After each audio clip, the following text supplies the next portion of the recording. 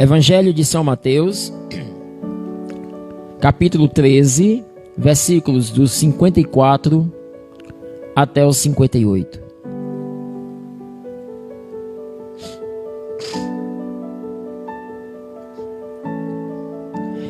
E essa palavra nos fala assim, você pode acompanhar conosco agora. Naquele tempo, dirigindo-se Jesus para a sua terra, ele ensinava na sinagoga, de modo que ficavam admirados e diziam: de onde vem toda essa sabedoria que ele tem e esses milagres que ele faz? Ora, por acaso não é ele o filho do carpinteiro José? A sua mãe não se chama Maria? E os seus irmãos não são Tiago, José, Simão e Judas? E as suas irmãs não moram conosco? Então, de onde é que vem tudo isso que ele tem? Toda essa sabedoria, toda essa inteligência, esses milagres que ele opera, né? E aí no versículo 57... ficaram então escandalizados por causa dele. E então Jesus lhes diz: um profeta só não é estimado em sua própria pátria e em sua família. Jesus não fez ali muitos milagres porque eles não tinham fé. Palavra da salvação. Glória a vós, Senhor. Essa palavra, apesar de ser pequenininha, né? São apenas 5 versículos, mas ela nos traz uma realidade de vida muito, muito interessante. Porque aqui nessa passagem, nos conta a história de Jesus, que está ali na sua terra. Ele se dirige, né, à sua terra. E aí quando ele chega lá, ele começa a ensinar na sinagoga, começa a falar das coisas de Deus. E a maneira em que Jesus prega, a sua pregação, as suas palavras é tão ungida, é tão inspirada, é tão cheia de sabedoria, que aqueles que ali estão ouvindo dizem: mas que homem sábio, que palavras cheias de sabedoria, cheias de unção. Só que Jesus não só prega, mas Jesus também opera milagres, prodígios, faz curas, faz libertação, ressuscita mortos. E eles dizem assim: além da sabedoria que ele tem de pregar, ele também opera milagres, opera curas. De onde é que vem tudo isso? E aí eles começam a ficar profundamente admirados com Jesus. Naquele momento eles percebem que diante deles está alguém profundamente diferente, ungido, inspirado, sábio, que possivelmente Deus está agindo por ele, porque ninguém poderia fazer aquelas coisas que ele faz se não fosse debaixo do poder de Deus. Acontece que alguém, nesse momento aí em que eles estão admirados com Jesus, porque você vê que a palavra primeiro fala disso, né? De modo que eles ficavam admirados, está aí no versículo 54, e diziam: de onde vem toda essa sabedoria, esse milagre? Então eles estão numa situação em que eles estão contemplando Jesus ali, e aí aparece alguém no meio deles, como se fosse jogar ali um balde de água fria, e diz assim: ora, esta pessoa que vocês estão admirados com toda a sua sabedoria, com os prodígios que ele realiza, com os seus atos, ele é filho de José. Que José? José é o carpinteiro de Nazaré. Ele é filho de Maria, que é a esposa de José. E os seus irmãos são Tiago, José, Simão e Judas. As suas irmãs convivem conosco. Esse homem, ele vem de um lugar simples, de uma família simples. É claro que aqui, queridos, quando a palavra nos coloca Tiago, José, Simão e Judas, não são irmãos verdadeiros de sangue de Jesus Cristo, vindos de Maria e de José. Não. Esses daqui são filhos de Maria de Cleófas, que é uma tia de Jesus. E Cleófas, um tio paterno. Então são primos de Jesus. Mas o que mais importa aqui é que eles fazem questão de colocar para aqueles que estavam admirados com Jesus, fazem questão de mostrar a humanidade. Quem é Jesus? Jesus vem de uma família simples, de uma família pobre. Vem de Maria, vem de José, um carpinteiro, e vem de uma cidadezinha chamada Nazaré. Vem de uma família muito simples, muito pobre. Ora, como é que pode alguém vir de uma família simples, vir de uma família pobre, de pais tão simples, de um trabalhador que tem uma profissão que é carpinteiro? Como poderia alguém tão cheio de sabedoria operar tantos milagres, vir de uma família assim, vir de um lugar assim? É isso que aquele questiona para os que estão admirados com a sabedoria de Jesus. E aí, quando esse coloca esse questionamento, todos os demais, então, todos aqueles que estavam ali, quando percebem a origem de Jesus, eles simplesmente começam agora a menosprezá-lo. A partir do momento em que eles percebem que Jesus vem de uma família simples, que Jesus é muito simples, eles começam a desacreditar em Jesus. Não. Sinceramente, não tem como este homem ser cheio de sabedoria sendo tão simples assim. E aí é quando Jesus dá uma resposta a eles. E aí o Senhor, respondendo a eles, diz: um profeta só não é estimado em sua própria pátria e em sua família. Queridos, vamos trazer essa palavra para nós hoje, para nossas vidas. Hoje, eu e você somos convidados por Deus a sermos profetas e profetisas dentro da nossa casa, dentro da nossa família. Mas existe uma maneira, existe um comportamento, existe uma postura que nós deveremos adotar. Porque parece que o ser humano, ele tem uma tendência a não credibilizar, a não dar crédito às pessoas que estão próximas nossas. Isso é muito natural. E isso não é só na religião, não. Por exemplo, às vezes você tem uma pessoa na tua família, sei lá, que ela tem uma determinada profissão. Ela é médica, ela é enfermeira, ela é nutricionista, é fisioterapeuta, é alguém que pode te ajudar com alguma coisa relacionada à tua saúde. E às vezes uma pessoa da nossa casa nos dá uma orientação, um conselho a respeito de algo voltado à nossa saúde, e muitas vezes nós não acolhemos, simplesmente porque é alguém nosso. Se for um profissional de fora, um outro profissional, um colega falando de fora, nós damos mais créditos do que aquele que é da nossa casa. Nós temos tendência para isso. Quando se trata da área espiritual, quando se trata da pregação do evangelho, também é a mesma coisa. Nós preferimos, por exemplo, abrir a televisão para ouvirmos uma pregação de alguém que está pregando ali na televisão, que está numa live como essa.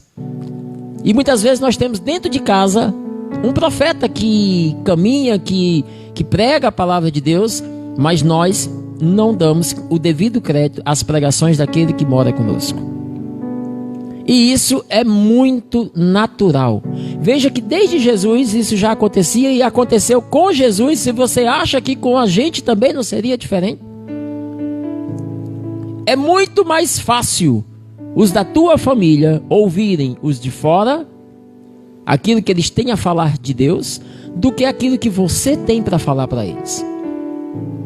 Então, aqui já nos diz, um profeta não é honrado na sua própria pátria e muito menos na sua família. Então, assim, como é que eu devo me comportar? Qual é a minha maneira? Né? Jesus nos responde isso de uma maneira muito clara, lá em Filipenses capítulo 2, versículo 5. O Senhor nos fala lá em Filipenses assim. Filipenses 2, 5. Dedicai-vos mutuamente à estima que se deve em Cristo Jesus, porque Ele, Jesus, sendo de condição divina, não se prevaleceu de sua igualdade com Deus, mas aniquilou-se a si mesmo, assumindo uma condição de escravo, de servo, assemelhando-se aos homens, e sendo exteriormente reconhecido como homem, humilhou-se ainda mais, tornando-se obediente até a morte, morte de cruz. Então Jesus nos responde qual a nossa postura. Como é que nós devemos nos comportar dentro da nossa casa? Queridos, dentro da minha casa eu devo ter uma postura de intercessor e de servo. Muito mais do que de profeta. Então, o que eu tenho que fazer com os meus? O que eu tenho que fazer com a minha família? Eu preciso ser uma pessoa que serve a minha família. Eu preciso me colocar, como a palavra diz aqui, Jesus, sendo de condição divina, mesmo sendo Deus, aniquila-se e torna escravo dos humanos, torna-se servo, lava os pés dos discípulos. O que eu tenho que fazer dentro da minha casa? Tornar-me escravos dos meus, tornar-me servo dos meus. Eu devo servi-los e servi-los com amor, servi-los com carinho, com dedicação, com zelo, com perfeição. O teu serviço aos teus, da tua casa, irá conquistar o coração deles muito mais do que 1000 palavras que saem da tua boca. Não é porque você não saiba pregar a palavra, não conheça a palavra de Deus, não a viva, não se trata disso. É porque o profeta na sua família não é honrado, não é reconhecido. É uma questão natural do ser humano. Nós valorizamos o que vem de fora. Ah, Marcelo, mas isso é muito feio. Concordo com você, mas é natural nosso. A gente não valoriza aquilo que é da nossa casa, vai valorizar o que é de fora. Então Jesus nos ensina como nos comportarmos com a nossa família, com os nossos. A primeira coisa é o quê? Tornarmos servos. Se coloque a serviço, sirva os seus. Esposa, sirva os filhos, sirva o marido. Marido, sirva a esposa, sirva os filhos. Pai, sirva os filhos. Mãe, sirva os filhos. Filhos, sirvam aos pais. Sirvam aos outros irmãos. Sirvam-se dentro da sua casa. Coloque-se como escravo. E não é um serviço feito de mau gosto, não, porque esse tipo de serviço aí não é testemunho. Servir de mau gosto não leva você a conquistar o coração de ninguém. Ao contrário, simplesmente sirva, sem esperar nada em troca, nem mesmo esperando que ele se converta. Ah, eu vou servir aqui o meu marido, a esposa, né? Vou servir aqui o meu marido com todo o meu coração, com todo o meu carinho, com todo o meu zelo. Vou me colocar a serviço dele para que ele possa se converter. Não, só sirva. Deixe que a conversão, que a hora da mudança de vida dele, que o tempo de mudança aconteça segundo o coração de Deus. Deus sabe a hora, Deus sabe o momento, os meios, os caminhos de fazer com que isso aconteça. Você se preocupa apenas em tornar-se escravo dos seus. Esse é o primeiro ponto. Segundo ponto, torne-se intercessor, intercessora. Durante o dia você está servindo, mas quando você entrar em oração, feche a porta do teu quarto para que a porta do céu se abra.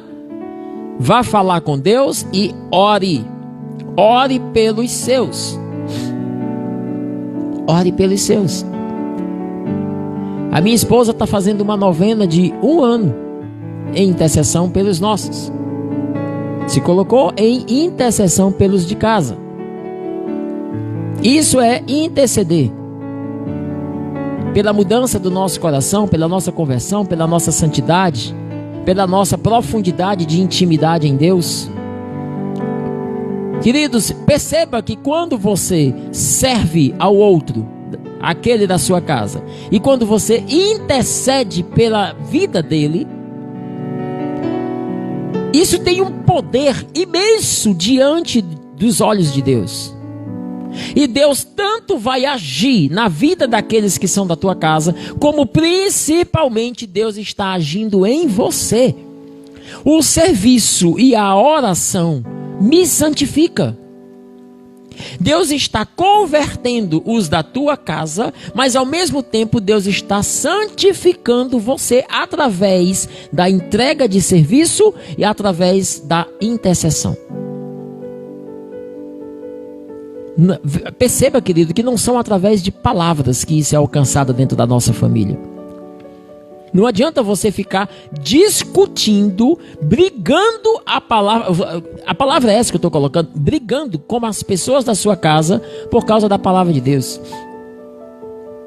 Tem alguém na tua casa que bebe, tem alguém na tua casa que vive alcoolizado. Aí você vai lá, abre a palavra de Deus e começa a pregar para essa pessoa dentro da sua casa e dizer: olha, aqui na palavra de Deus nos diz que os bêbados não entrarão no reino de Deus. Você acha que vai conseguir conquistar alguma coisa com isso, com esse tipo de pregação? Aquela pessoa que está no pecado, que fica ouvindo a sua pregação desta maneira, ela tende-se a afastar-se mais ainda daquilo que você fala. Não é assim. Você precisa deixar que a sabedoria do Espírito Santo haja em você para conquistar o coração da tua família para Deus. Então, você é um profeta, você é uma profetisa, você foi escolhida por Deus para santificar a tua família, para conquistar o coração da tua família toda para Deus. Mas a tua postura enquanto profeta e profetisa na tua casa é uma postura de servo, serva, e é uma postura de intercessor, intercessora. Então você precisa servi-los e precisa interceder por eles, no silêncio. No silêncio. Se alguma vez algum deles te procura para buscar um conselho, uma orientação, e você pode dar esse conselho, essa orientação, através da palavra de Deus, tudo bem. Querido, a palavra do Senhor fala assim, dessa maneira. Então você está me perguntando sobre essa situação da sua vida. Segundo a palavra de Deus nos diz que a gente deve agir assim, assim, assim. Tudo bem? Mas a tua boca deve se abrir no momento certo, na hora certa, na precisão. E você precisa ser sábio para isso. Fora esses momentos, a tua boca deve se abrir apenas em intercessão por eles, em louvor a Deus por eles e em serviço a eles. Amém? É dessa maneira. Agora preste atenção em uma outra coisa que eu quero trazer para você entender. Se na minha casa o meu proceder deve ser através do meu serviço e da minha intercessão, fora da minha casa, aí não. Fora da minha casa, o meu proceder deve ser de um autêntico pregador. Você precisa, fora da sua casa, anunciar a palavra. Você precisa usar agora a sua boca como um proclamador da boa nova. Você precisa pregar até os confins da terra. Você está entendendo? Os nossos, ao conhecerem a nossa vida, costumam não nos dar os devidos créditos para aquilo que nós pregamos. E não, eu não estou falando aqui que é porque a gente vive um falso testemunho, não. Não é isso que eu estou falando, não. Perceba que Jesus não viveu um falso testemunho. Não. Jesus não viveu nada errado. Tudo aquilo que ele pregava, tudo aquilo que ele falava era verdadeiro e era aquilo que ele vivia. Um testemunho autêntico, mas mesmo assim foi descredibilizado. Mesmo assim não teve crédito naquilo que ele estava falando. Não é por causa do seu testemunho. Aqui eles estavam com um preconceito sobre aquilo que Jesus era, quem ele era. Muitas vezes os nossos, por conhecer a nossa vida, por saber de quem nós éramos antes de conhecer a Cristo, nosso passado, coisas que nós fazíamos, pensávamos, que ficaram no passado. Foi antes de conhecer a Deus, ficou no passado, agora eu já não vivo mais aquilo. Agora eu vivo uma vida nova, mas parece que muitos dos nossos ainda continuam a olhar para a nossa vida. O fulano era assim, fazia isso, andava ali, cometia aquelas coisas. Agora ele está pregando aí a palavra e tal, não sei o quê. Por isso que eu digo, na nossa casa, o serviço, o despojar-se ao outro, ele tem muito mais efeito, muito mais poder de conquista para Deus do que a pregação. Agora, fora da minha casa, não. Fora da minha casa, eu prego. Fora da minha casa, eu evangelizo.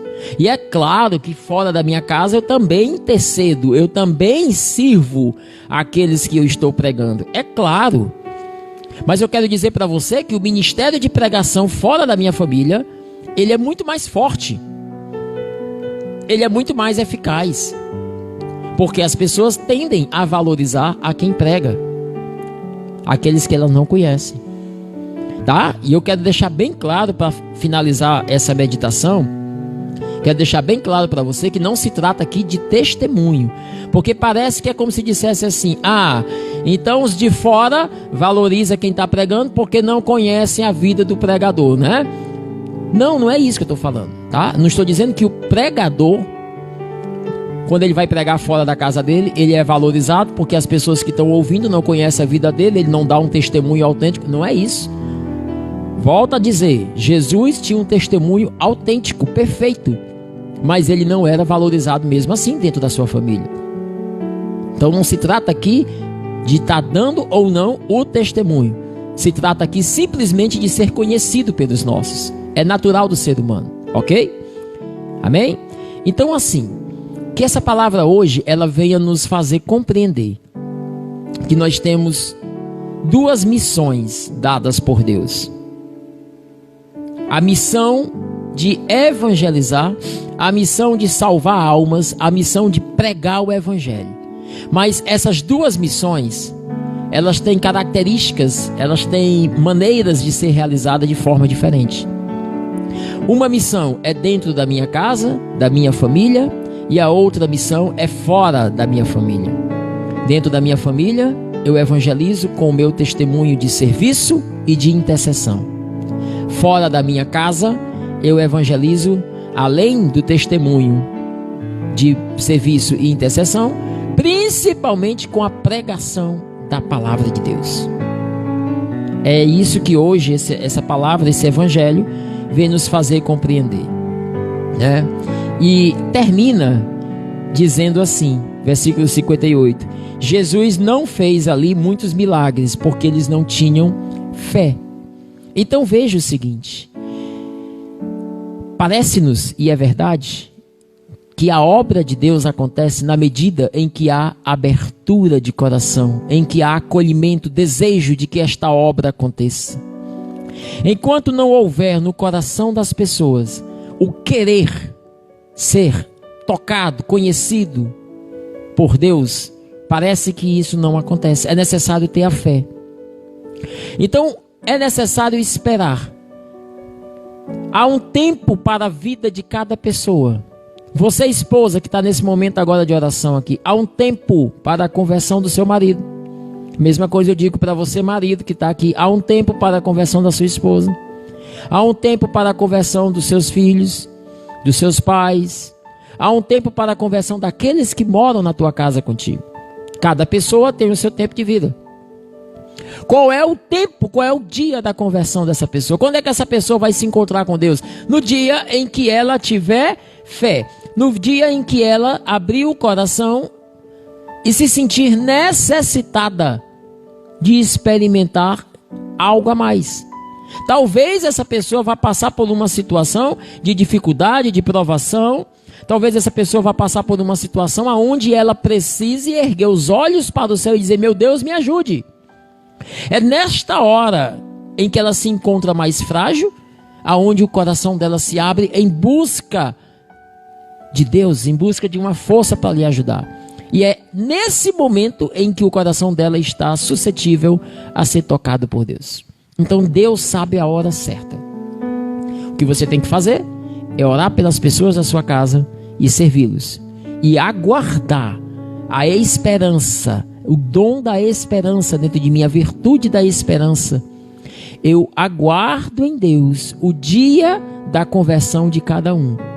Enquanto isso, eu vou servindo com amor e eu vou orando por eles com amor. No dia em que Deus quiser, no tempo certo, na hora certa, no momento da abertura do coração, no momento da fé, aí Deus há de operar o milagre na vida de cada um. Amém? Louvado seja nosso Senhor Jesus Cristo, para sempre seja louvado nossa Mãe Maria Santíssima. Queridos, vamos fechar os nossos olhos. Vamos nesse momento agora nos colocarmos em oração a partir da luz dessa palavra. Essa palavra que hoje veio nos ensinar como nos posicionarmos enquanto profetas e profetisas dentro das nossas missões que o Senhor nos confia. A missão de evangelizar os nossos e evangelizar também os de fora. Diante da luz dessa palavra, eu convido você agora a abrir a sua boca e a começar esse ministério de evangelização na tua casa. O que você vai fazer agora é o primeiro passo, que é a intercessão. Feche os seus olhos agora e comece a orar pelos seus. Comece a orar pelos da tua casa agora. Comece pelos mais difíceis. Comece por aqueles que você vê que mais necessitam da sua oração. Vá nesse momento agora apresentando cada um deles para Deus agora. E vai dizendo: Senhor, eu te apresento fulano. Diga o nome da pessoa para ele, para o Senhor. Nesse momento, Senhor, eu inicio a minha missão familiar, o meu ministério familiar, Senhor. Eu te apresento fulano agora. Eu te apresento, Senhor, nesse momento, as palavras dele, as atitudes, a maneira que ele é, o jeito que ele é. E eu agora, Senhor, peço que tu venhas intervir com o teu poder sobre a vida dele. Dá-lhe, Senhor, a graça da conversão, a graça de se encontrar contigo. Abrevia os dias desse encontro, Senhor, aonde o teu coração há de se encontrar com o coração dele, com o coração dela.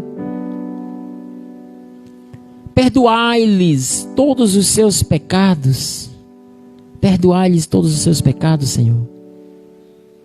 E aí você vai intercedendo por cada uma dessas pessoas.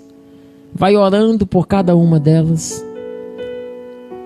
Vai pedindo a Deus nesse momento que aonde quer que elas estejam agora, talvez trabalhando, talvez dormindo ainda, talvez assistindo televisão, talvez fazendo alguma coisa dentro de casa, ou talvez nem agora na tua casa elas estejam tão longe. Coloque cada uma delas agora debaixo do olhar de Deus e diga: Senhor, a partir de hoje eu começo aqui uma batalha de intercessão por cada uma delas. Peço que os teus olhos, Senhor, repousem sobre a vida de cada uma delas. E que a partir de hoje, Senhor, tudo que acontecer na vida delas seja proveniente do teu projeto de transformação e conversão na vida delas. Eu entrego a minha família inteiramente nas tuas mãos. E eu confio em ti, Senhor.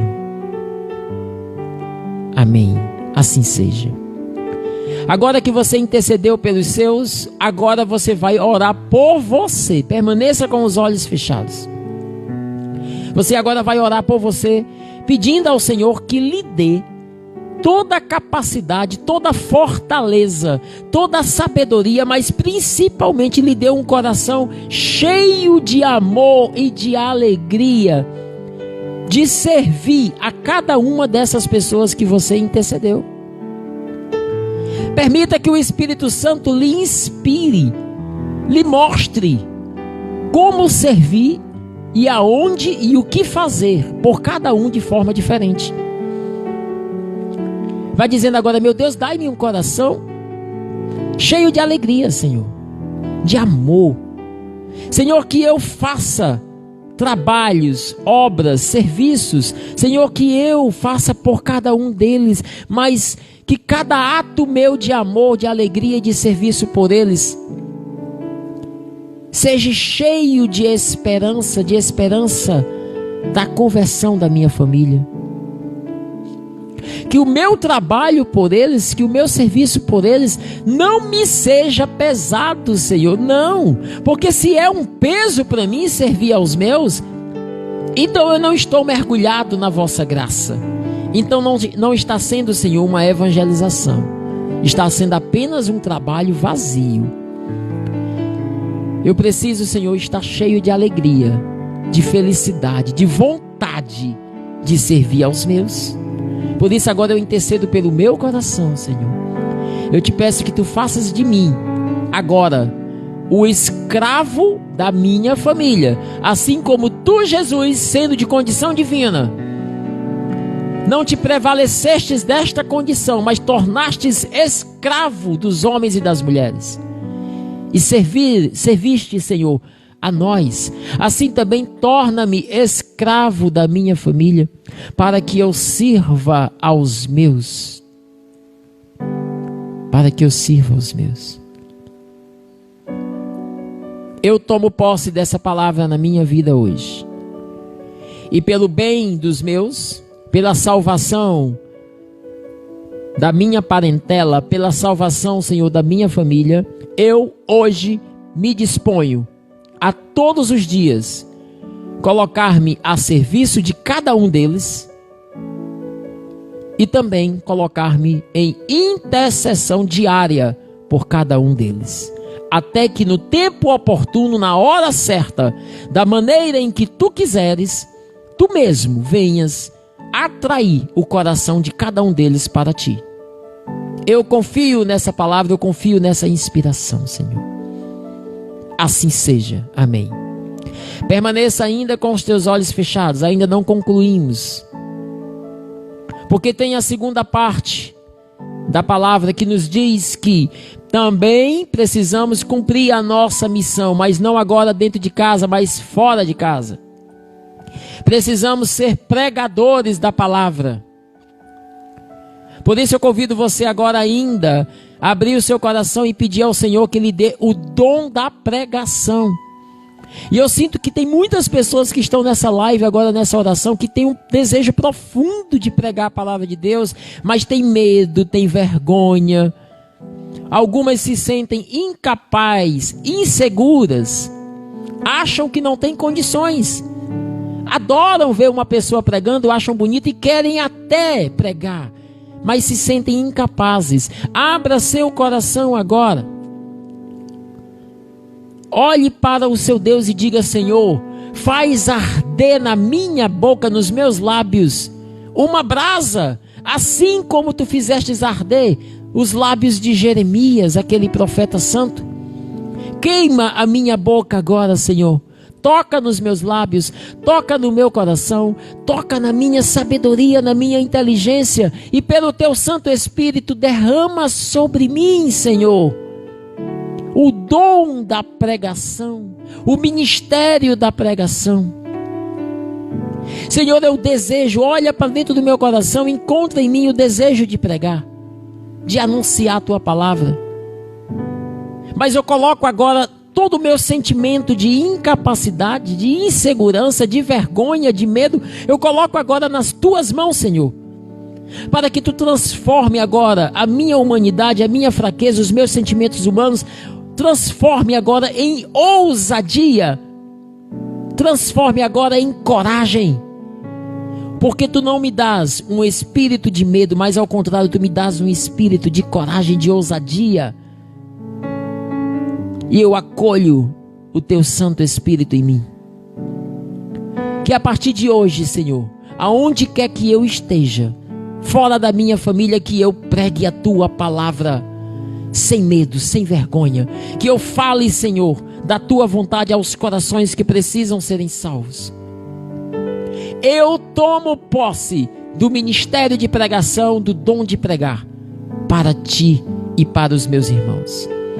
Assim seja. Amém. Amém. Agora sim, louvado seja nosso Senhor Jesus Cristo, para sempre seja louvado.